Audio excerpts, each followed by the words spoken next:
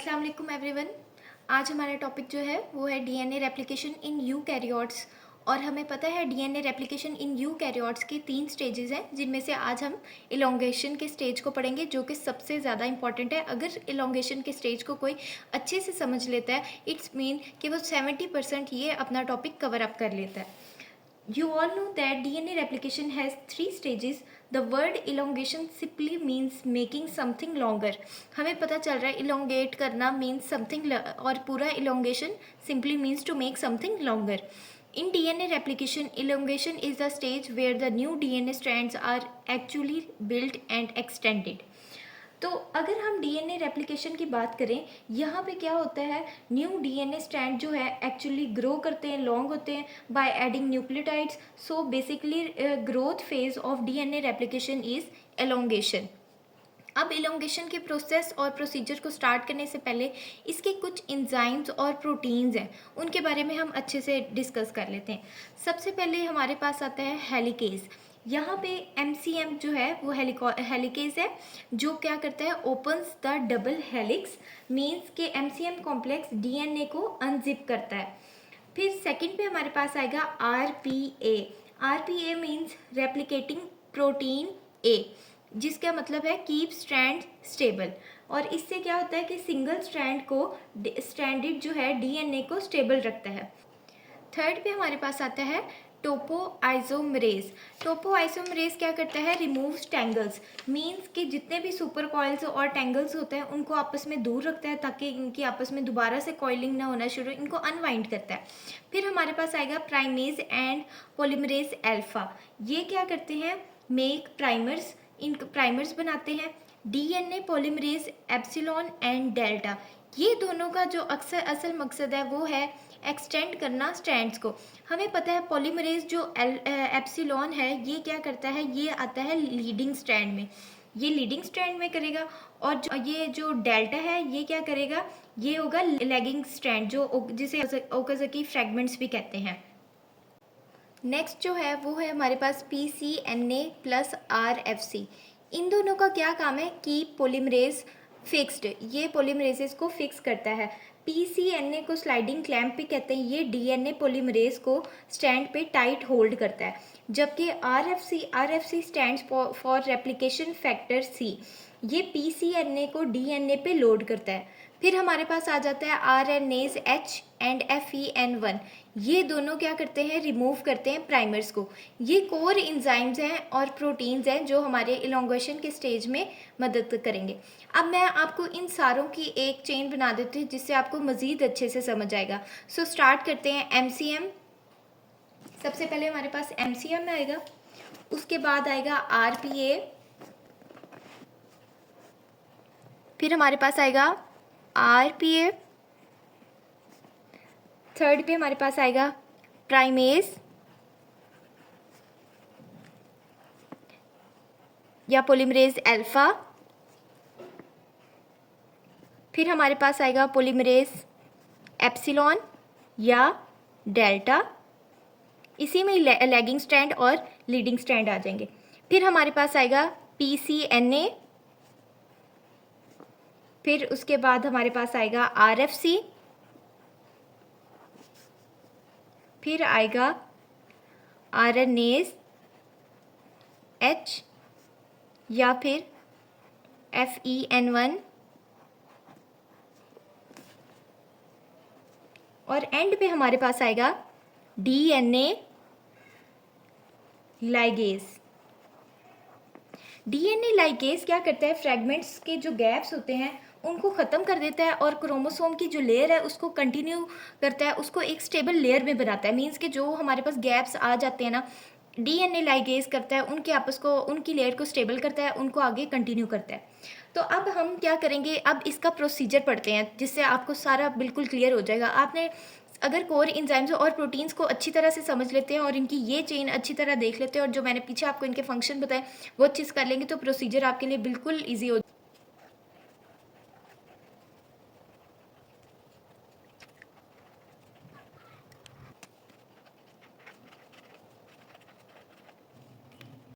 तो ये मैंने एलोंगेशन का एक स्ट्रक्चर बता दिया जिससे आपको मज़ीद समझ आ जाएगी। तो अब इसके बारे में डिस्कस करते हैं इसका प्रोसेस। सबसे पहले हमें पता है हेलिकेज के तौर पे कौन सा आया, एमसीएम कॉम्प्लेक्स। एमसीएम कॉम्प्लेक्स क्या करेगा, फर्स्ट पे हमने ये याद रखना है, पीछे आपको सारे फंक्शंस भी बता दिए।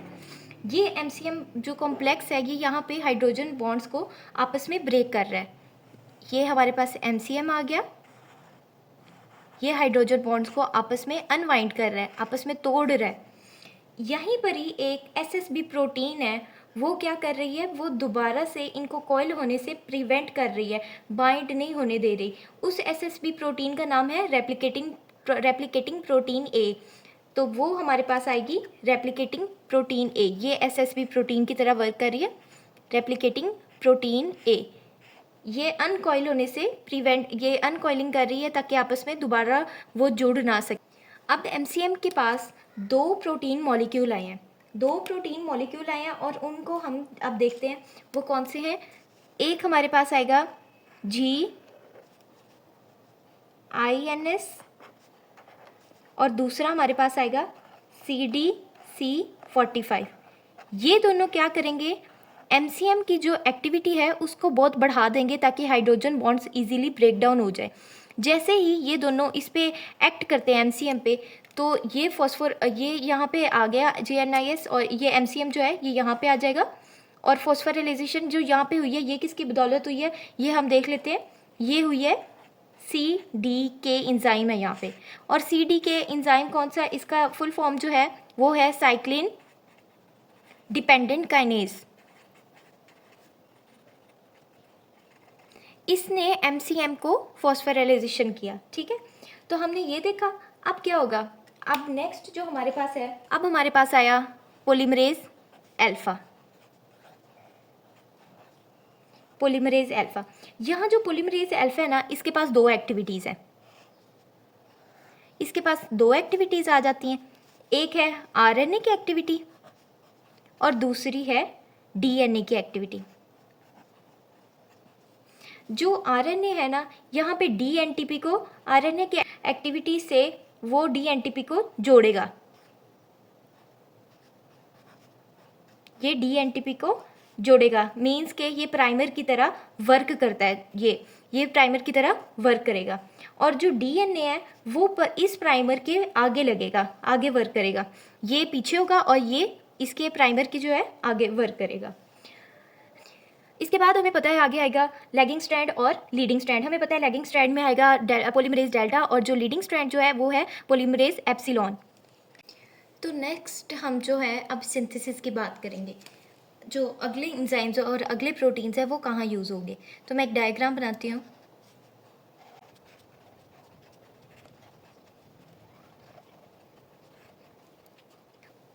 तो हम स्टार्ट करते हैं कि प्राइमर का सिंथेसिस हो गया है। प्राइमर का सिंथेसिस किसने किया है, पोलीमरेज अल्फा प्लस डीएनए का फ्रेगमेंट है जो जुड़ गया है, जिसको हमने नाम दिया था आईडीएनए का। ये हो गया आईडीएनए।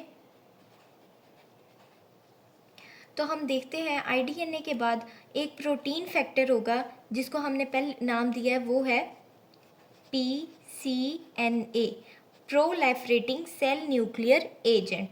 ये एक प्रोटीन फैक्टर है और इसके ऊपर कौन वर्क करेगा, RFC जो है ये भी आकर जोड़ेगा। और ये RFC जो है ये प्रोलाइफरेटिंग सेल न्यूक्लियर एजेंट, ये भी आकर जोड़ेगा और इसको लोड कौन करेगा, RFC इसको आपस में जोड़ेगा। ये हमारे पास आ गया PCNA।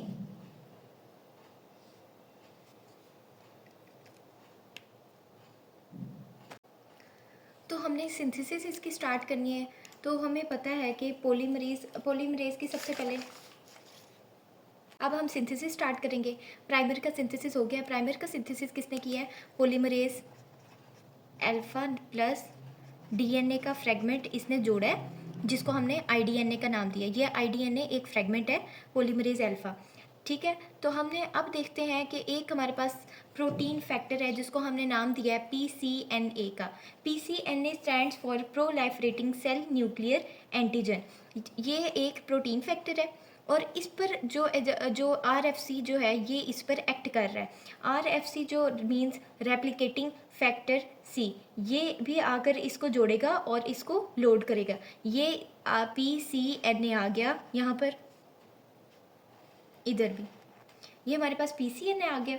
नेक्स्ट हमारे पास अब क्या आया, थर्ड पॉइंट जो है IDNA हो गया, PCNA हो गया। अब जो है थर्ड पे वो आएगा पोलीमरेज एप्सिलॉन, पोलीमरेज डेल्टा। हमें पता है पोलीमरेज एप्सिलॉन पे क्या होता है, पोलीमरेज डेल्टा पे क्या होता है। पोलीमरेज अल्फा पे होता है लीडिंग स्ट्रैंड, लीडिंग स्ट्रैंड की सिंथेसिस होगी, और पोलीमरेज एप्सिलॉन का होगा लैगिंग स्ट्रैंड।